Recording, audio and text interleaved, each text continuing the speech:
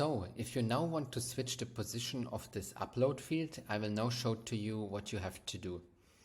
So let's assume we want to show this button above the size selection. What we will do is we will go to our shop, we will go to sales channels, online store, we will wait until it's load, then we will go to customize.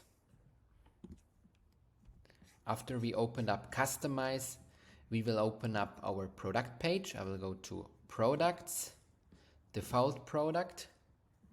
And what we will see now is that the upload field app ad block is displayed here in this position. You will find it in the product information tab, upload field app. Now you can click it, hold it, click, and move it above the, in this case it's called variant picker.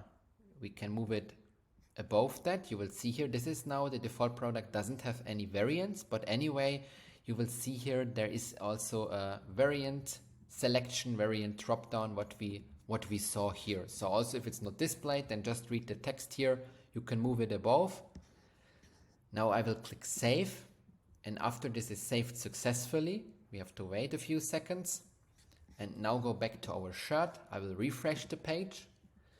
Now we will see and recognize that the upload button is now moved above the size selection. So that's how it is done.